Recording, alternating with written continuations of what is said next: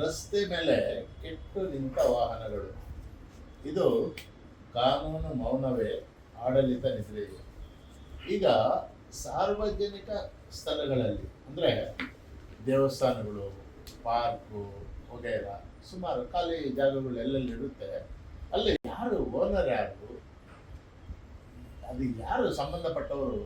But ಅದು ಸುಮಾರು ಏನಾಗ್ತಾ ಇದೆ, ಈ ಈ ವಯಸ್ಸಾಗಿರುವಂಥ ಅಂದರೆ ಸೀನಿಯರ್ ಸಿಟಿಜನ್ಸ್ ಇರ್ಬೋದು, ಮಕ್ಕಳಿರ್ಬೋದು, ಹೆಣ್ಮಕ್ಳಿರ್ಬೋದು, ಅವ್ರು ಓಡಾಡೋಕ್ಕೆ ಸುಮಾರು ತೊಂದರೆ ಆಗ್ತಾ ಇದೆ.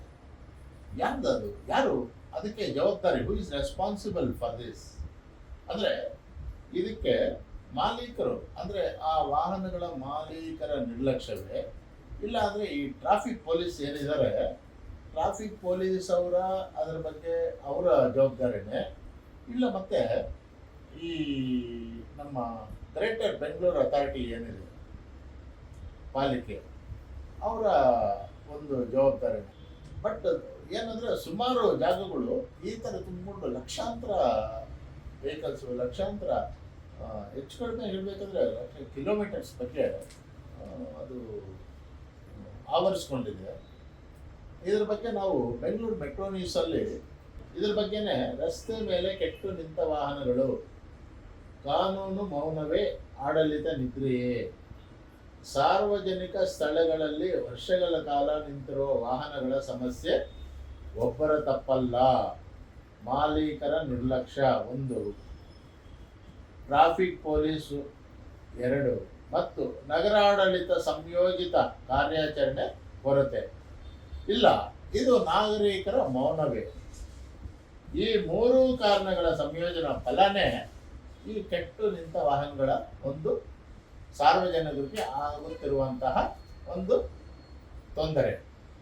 ಇದರ ಬಗ್ಗೆ ಸುಮಾರು ಈಗೆಲ್ಲ ಏನು ಗ್ರೇಟರ್ ಬೆಂಗಳೂರು ಮತ್ತು ನಗರಾಭಿವೃದ್ಧಿ ಸಚಿವರು ಕೃಷ್ಣ ಬೈರೇಗೌಡರು ಇದ್ರ ಬಗ್ಗೆ ಒಳ್ಳೆ ಕಾರ್ಯಾಚರಣೆ ಮಾಡ್ತಾ ಇದ್ದಾರೆ, ಅದು ಮುಂದುವರಿತಾ ಇದೆ.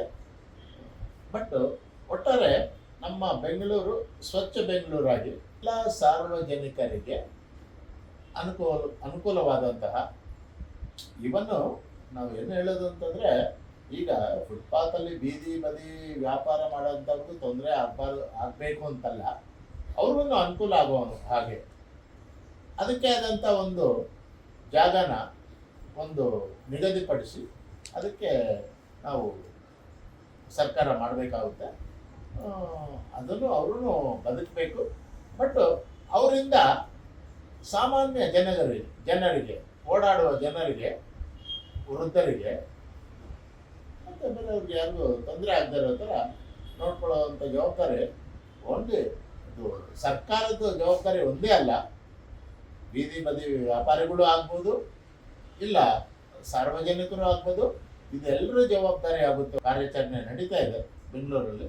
ಸುಮಾರು ಫುಟ್ಪಾತ್ಗಳೆಲ್ಲ ಕ್ಲೀನ್ ಆಗ್ತಾ ಇದೆ, ಸ್ವಚ್ಛ ಬೆಂಗಳೂರು ಆಗ್ತಾ ಇದೆ.